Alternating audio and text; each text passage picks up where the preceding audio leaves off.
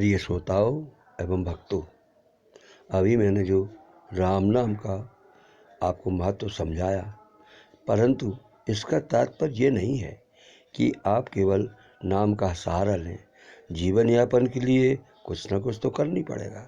इसलिए सद्गुणों से, सद्वृत्ति से, किसी को बिना हानि पहुंचाए परिश्रम करके अपनी आवश्यकताओं को संक्षेप करके आप जीवन बनाएं और अपना धनोपार्जन करें।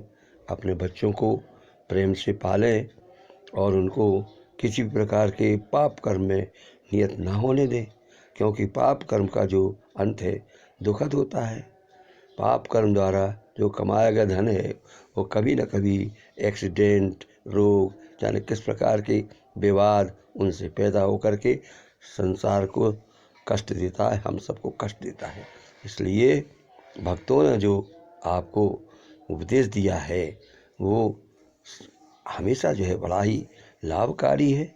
और उसको डॉक्टर राजेंद्र प्रसाद जो हमारे राष्ट्रपति थे भारत के, उन्होंने स्वतंत्रता के मौके पर एक बात कही थी कि अपनी आवश्यकताओं को सीमित करिए।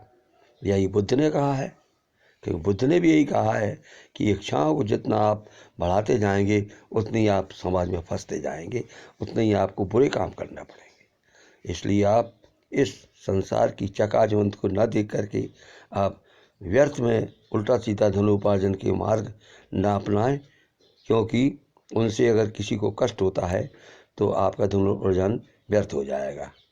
क्योंकि तुलसी आए गरीब की कभू न निष्फल जाए, और बुरे चाम की मरे काम की खाल सो लोय भस्म हो जाए।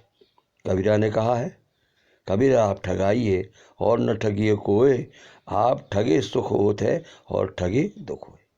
ये सब बातें जो है कपोल कल्पित नहीं है, हमारे भारत के दर्शन की जो बातें हैं ये जड़ हैं, मूल हैं। इनको आपको पालन करेंगे तो आपको जो है आपका परिवार सुखी रहेगा। परंतु याद रखें, किसी भी चीज़ में आपको अपना जीवन निर्वाह करने के लिए बचपन से ही अपने बालकों को अत्यंत जो है परिश्रमी और व्यायाम करने वाला, अच्छी बातें बोलने का, सबसे बोलने का, नमस्कार करने का, ये सब संस्कार आपको डालना पड़ेंगे। चरण स्पर्श इतनी ऊंची चीज़ है कि चरण स्पर्श आप किसी का भी करेंगे तो आपको, आपकी जो आत्मा है, अहंकार है, वो आपका अहंकार नष्ट हो जाएगा और वो उस आदमी से आपको जो आशीर्वाद मिलेगा वो संसार में फैलेगा। इसलिए चरण स्पर्श जो अपने से बड़े हैं उन सब का जो है चरण स्पर्श करना एक बहुत ही अच्छी चीज़ है, जो हमारे धर्म में लिखा है। हमारे गुरु का, माता का, पिता का, दादा का, दादी का, बड़े भाई का देखिए, भरत जी ने, लक्ष्मण जी ने, शत्रुघ्न जी ने रामचंद्र जी को पिता तुल्य माना। आखिर ऐसी कौन सी बात है कि हम लोग जो आपस में भाई जो है लड़ते हैं क्षुद्र चीज़ों के लिए, क्योंकि वो क्षुद्र चीज़ें आके रहती नहीं है। और आखिरकार जब कभी आप संकट आता है तो उन्हीं भाइयों ने मिल करके आपको जो है सहायता देना शुरू करती। इसलिए पहले से आप क्यों न ऐसे जो है बने जिसमें आपके भाई में, पिता पुत्र में, माता में, पति पत्नी में इस प्रकार का क्लेश ना हो। जितना हो कुछ सहो कोई छो। मुरारी बापू ने बोला कि भाई आप जो है कुछ घंटे 2 घंटे मौन धारण कीजिए, बहुत अच्छी चीज़ है। मौन धारण करने से आपकी जो ऊर्जा है तो वो बढ़ती है, घटती नहीं है। जितना उल्टा सीधा बोलेंगे आप, आपके शरीर की ऊर्जा नष्ट होगी। और जितनी बातें हैं, यदि कभी घर में अप्रिय समाचार होता है तो आप उसको टालने की कोशिश करें, ठंडा पानी पी लें और बाहर निकल जाएं। फिर किसी प्रकार से जो समस्या है उस समस्या को समाधान तो करना ही है। ऐसा सब लोग अगर प्रत्येक घर में करेंगे, अपने कुटुंब में करेंगे, लड़कियां, आपकी पत्नियां, सासुएं, बहुएं, सब इस प्रकार से करेंगे अगर, तो एक बड़ा ही सुखद वातावरण उत्पन्न हो जाएगा। अन्यथा जो देखो, जितना देखो कलह क्लेश।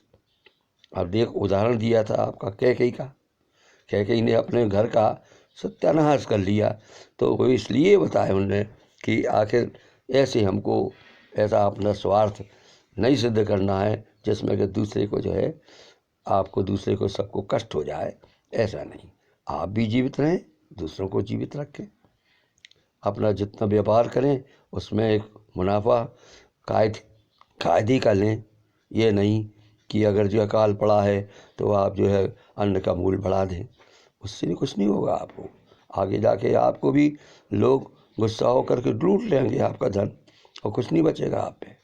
इसलिए अच्छे लोग वही हैं जो व्यापार में हर चीज़ में मुनाफा कमाते हैं ढंग से और अपनी नौकरी, अपनी सर्विस, अपनी सेवक की तरह बड़े अच्छी तरह से करता है, वही जीवन सफल होता है और वो दीर्घायु होता है।